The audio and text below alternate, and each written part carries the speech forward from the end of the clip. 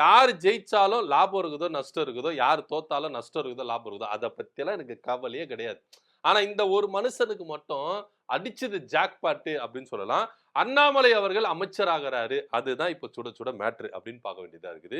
இந்த தேர்தல்ல அவிநாசி தொகுதியில எல் முருகன் அவர் என்ன பண்ணியிருக்காரு, போட்டியிட்டு இருக்கிறாரு. கண்டிப்பா இந்த தொகுதியில நம்ம சட்டமன்ற உறுப்பினரா தேர்ந்தெடுத்து சட்டமன்றத்துக்குள்ள போக போறோம் அப்படின்ற ஒரு வெற்றி நிச்சயத்தோட ரொம்ப அதீத நம்பிக்கையோட என்ன பண்றாரு, எல் முருகன் அவரு இருக்கிறாரு. ஆனா இங்க வெற்றி வாய்ப்புகள் எப்படி எப்படி வேணாலும் மாறலாம். கன்ஃபார்மா நம்ம ஜெயிச்சிருவோம் அப்படின்ற இடத்துல தான் நம்ம தோத்துருவோம்.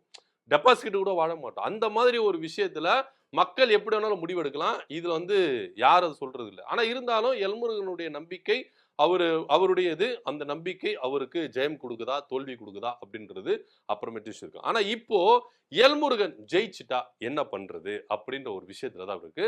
இத குறித்து அவர் உறுதிப்படுத்தியிருக்கிறார். அண்ணாமலை அவர்களுக்கு பதவி கொடுக்கப்படுமா? அமைச்சர் பதவி இருக்குமா? எம்பி ஆகுறாரா? கன்ஃபார்ம் ஆகுறாரு அப்படின்னு உறுதிப்படுத்தியிருக்கிறாரு. செய்தியாளர்கள் சந்திப்புல அண்ணே அண்ணாமலை அண்ணனுக்கு எம்பி பதவி கொடுக்கப்படுமா அப்படின்னு கேட்டதுக்கு நிச்சயமா கொடுப்பாங்கனே அப்படின்னு சொல்லியிருக்கு.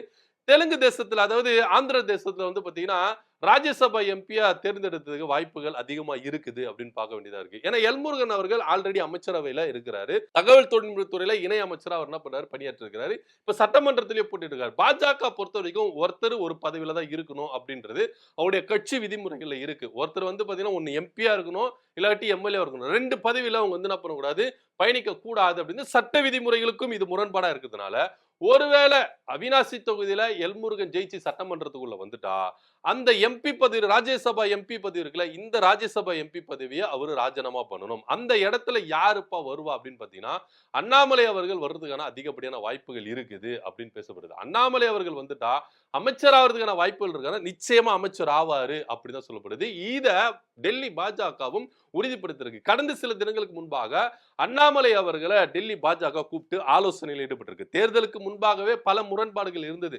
அண்ணாமலை அவர்கள் தேர்தலில் நிக்க மாட்டேன் அப்படின்னு சொன்னாரு. ஏன் அப்படின்னு பார்த்தீங்கன்னா கவுண்டம்பாளையம் தொகுதி சிங்காநல்லூர் தொகுதியை கேட்டாரு அண்ணாமலை அவர்கள். அந்த தொகுதி அதிமுக விட்டு கொடுக்கறதுக்கான வாய்ப்புகள் அதிகமா இப்படியே இல்லாதனால தேர்தல் நான் ஒதுங்கி நிக்கிற பிரச்சாரங்கள் மட்டும் நான் மேற்கொள்றேன் அப்படின்னாரு. சோ அப்படி பார்க்கும்போது அண்ணாமலை ஆதரவாளர் எல்லாமே இங்க சோர்வடைஞ்சாங்க. அப்ப எங்க அண்ணன் சட்டமன்றத்தில் நிக்க மாட்டாரா, எம்எல்ஏ ஆக மாட்டாரா, எப்படியோ திமுகவை கேள்வி கேட்பாரு அப்படின்னு பலர் என்ன பண்ணாங்க, கொதிச்சு போயிருந்தாங்க. இதனால தேர்தல்ல இது எஃபெக்ட் ஆகுமா அப்படின்னு பார்த்தா நிச்சயமா ஆறுறதுக்கான வாய்ப்புகள் இருக்குது. சோ அதனால அண்ணாமலையை கூப்பிட்டு என்ன பண்ணாங்க, பேச்சுவார்த்தை நடத்தினாங்க. இங்க பாருங்க மலை சார், உங்களுக்கு நாங்க தேர்தல் முடிஞ்சிட பிறகு நாங்க உங்களை எம்பி ஆக்குறோம், அமைச்சர் ஆக்குறோம். அது வரைக்கும் இங்க அது தொண்டர்களை என்ன பண்ணுங்க, இங்க வேலை செய்ய சொல்லுங்க.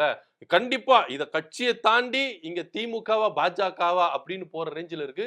சோ அதனால உங்களுடைய ஹெல்ப் தேவைப்படுது, உங்களுடைய ஒர்க் தேவைப்படுது. அதனால நீங்க என்ன பண்ணுங்க, இங்க கட்சி வேலைகளை பாருங்க, தேர்தல் வேலையை பாருங்க அப்படின்னு சொல்லிட்டு அவர் என்ன பண்ணாங்க, அனுப்பி வச்சாங்க. அண்ணாமலை அவர்களும் ரொம்பவே என்ன பண்ணாரு, என்ன பண்ணாரு, வேலை செஞ்சாரு, சுறுசுறுப்பா வேலை செஞ்சாரு அப்படின்னா. ஆனா ஒரு சில தொகுதியில அவர் சுணுக்கங்களை காட்டினாரு அப்படின்னு தான் பார்க்க வேண்டிய ஒரு விஷயமா இருக்குது. என்னதான் இருந்தாலும் அண்ணாமலை அவர்கள் எடுத்த முடிவுல அவர் உறுதியா இருந்தாரு. சோ இவரை ஆசுசப்படுத்தணும், இவரை அமைதிப்படுத்தணும், இவரை குஷிப்படுத்தணும் அப்படின்றதுக்காக டெல்லி பாஜக ஒரு பிளான் போட்டாங்க. அவிநாசி தொகுதியில எல்முருகனை இறக்கி விட்டாங்க. ஏன்னா ஒரு எஸ்சியா இருக்கிறார். சோ அந்த எஸ்சி தொகுதியில எஸ்சியாலா நின்னுந்தா நம்மளுக்கு நிச்சயமா நம்ம வெற்றி வாய்ப்புகள் கிடைக்கும் அப்படின்னு. ஏற்கனவே அந்த தொகுதி அதிமுகவுடைய கோட்டையா இருக்கு. ஏன்னா தனபால் அவர்கள் முன்னாள் சட்டப்பேரவைத் தலைவர் தனபால் அவர்கள் தொடர்ந்து 3 தடவை என்ன பண்ணியிருக்காரு, அங்க ஆட்சி பண்ணி. இன்னும் சொல்ல போனா 1984 81 அந்த ஆண்டுல இருந்து நடந்து வந்த தேர்தல்ல ஒரே ஒரு தேர்தல்ல மட்டும் தான் அவங்க தோத்துருக்காங்க அதிமுக. தொடர்ந்து 7 தேர்தல் அவங்க என்ன பண்ணிருக்காங்க, ஜெயிச்சிருக்காங்க அப்படின்னு. சோ அதிமுகவின் கோட்டையாகவே கருதப்படுது. நீங்க அதிமுக சார்பா யார் அங்க நிப்பாட்டினாலும் அந்த இடத்துல ஜெயிச்சிருவாங்க அப்படின்ற ஒரு நம்பிக்கை அதிமுகவுக்கு அதிகமா இருந்தது. கடந்த தேர்தல்ல அவிநாசி தொகுதிய தனபால் அவர்களுக்கு கொடுத்தாங்க. ஆனா இந்த தேர்தல் திரும்பவும் நம்மளுக்கு ஒதுக்குவாங்க அப்படின்னு தான் அவர் எதிர்பார்த்தாரு. ஆனா அவர என்ன பண்ணாங்க, கழட்டி விட்டாங்க அதிமுக அப்படின்னு சொல்லலாம். ஏன்னா அவர் ரொம்ப எதிர்பார்த்திருந்தாரு, கொடுக்கல. சரி ஓகே, எனக்கு கொடுக்கல, என் மகனுக்கு நான் கொடுப்பீங்கன்னு பாத்தீங்கன்னா என் மகனுக்கு கொடுக்கல. மகனும் என்ன பண்ணாரு, தாவேக்கால போய் சேர்ந்துட்டாரு. சரி ஓகேப்பா, யாரா இருந்தாலும் நீங்க அதிமுக சார்பா நீங்க என்ன பண்ணிருவீங்க, ஒரு இடத்த கொடுத்துருக்கணும். ஆனா அந்த இடத்த கொடுக்கவே இல்ல. அந்த இடத்துக்கு மாறாக என்ன பண்ணாங்க, பாஜகவுக்கு என்ன பண்ணிட்டாங்க, கொடுத்துட்டாங்க. சோ அந்த இடத்துல அவினாசியில அதிமுகவே சரி போல நிறைய பேர் வேலை செய்யல அப்படின்ற ஒரு கருத்தும் இங்க முன்வைக்கப்படுது. சோ அதனால எல்முருகன் அவர்கள் தோப்பாரா ஜெயிப்பாரா அப்படின்னு ஒரு குழப்பம் இருக்குது. இருந்தாலும் அங்க அதிமுக கண்ட்ரோல்ல இருக்கிறதுனால அதிமுக ஃபுல் ஃபெர்ஸோட என்ன பண்ணிருப்பாங்க, இறங்கி வேலை செஞ்சிருப்பாங்க. பாஜக இருக்கிறாங்க, மத்த ஆளுகள் இருக்காங்க, எல்லாருமே வந்து என்ன பண்ணுவாங்கன்னா நம்மள ஜெயிக்க வச்சிருவாங்க அப்படின்னாரு. சோ அதனால இந்த எம்பி பதவியை விட்டு கொடுக்கறதுக்கான வாய்ப்புகள் அதிகமா இருக்குது அப்படின்னு பேசப்பட்டது. சோ அப்படி இருக்கும் பொழுது அண்ணாமலை அவர்களுக்கு ஒரு பெரிய பதவி கொடுக்கணும். அப்பதான் அவர் வந்து சந்தோஷப்படணும். அவரு செஞ்சாருல வேலை. ஏன்னா அண்ணாமலை அவர்கள் பாஜக மாநில தலைவரா இருக்கும்போது தமிழ்நாட்டுல மூல முடுக்கெல்லாம் பேசப்பட்டது. பாஜக அப்படின்ற ஒரு விஷயத்த மூல முடுக்க பேசப்பட்டது. இதை யாரும் மறுக்கவே இல்ல, மறுக்கவும் முடியாது. ஏன்னா அந்த அளவுக்கு அவரு வந்து கோமாளித்தனமா பேசினாலும் சரி, எசகு புசுக்கு எதனா பண்ணாலும் சரி, சாட்டையில அடிச்சுக்கிற, செருப்பு போட மாட்டேங்கிற, இந்த மாதிரி சாத்தியமே இல்லாத விஷயங்கள்லாம் அவர் வந்து சொல்லி ஒரு பரபரப்பை கிரியேட் பண்ணார்.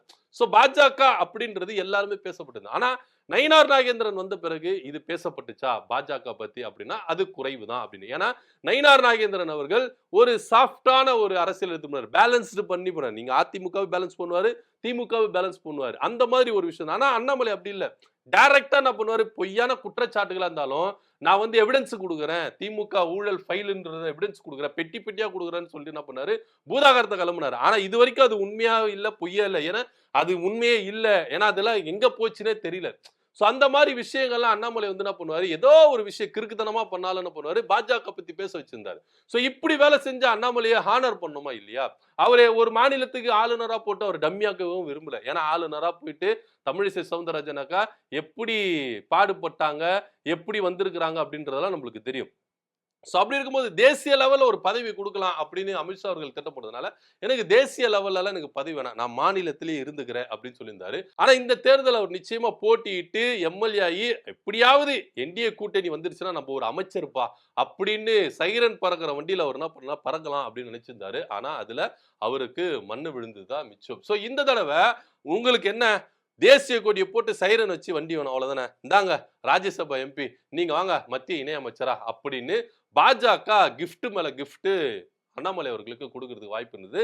சோ இதை உறுதிப்படுத்துகிற விதமா தான் எல்முருகன் அவர்கள் என்ன பண்ணியிருக்காரு, நிச்சயமா அண்ணாமலை அவர்களுக்கு ராஜ்யசபா எம்பி சீட்டு உறுதி அப்படின்றத கொடுத்திருக்காரு. நிச்சயமா கொடுப்பாங்கனே அப்படின்னு அவர் என்ன பண்ணியிருக்காரு, பதில் சொல்லிட்டு போயிருக்காரு. சோ தேர்தல் முடிஞ்சிட்ட பிறகு இங்க பாஜக ஜெயிக்குது தோக்கல, அதிமுக ஆட்சியை பிடிக்கல, இங்க திமுக ஆட்சி பிடிச்சாலும் தாவேக்கு ஆட்சி பிடிச்சாலும் யார் எப்படி வேணாலும் போங்க, நான் அமைச்சராகி என்ன பண்ண போறேன், சைரன் வச்ச கார்ல நான் ஜம்முன்னு வந்துட்டு ஜம்முன்னு போறேன் அப்படின்னு சொல்லிட்டு அண்ணாமலை ரொம்ப உறுதியா இருக்காரு. நிச்சயமா தேர்தல் முடிஞ்சிட்ட பிறகு அண்ணாமலை அவர்களுக்கு ஒரு ராஜ்யசபா எம்பி சீட்டு உறுதி, அதன் மூலமா ஒரு அமைச்சர் பதவியும் உறுதி அப்படின்றதுல எந்தவித மாற்று கருத்து இல்ல. இதை பத்தியோட கருத்து என்ன அப்படி கீழே கமெண்ட் பண்ணுங்க. நன்றி, வணக்கம்.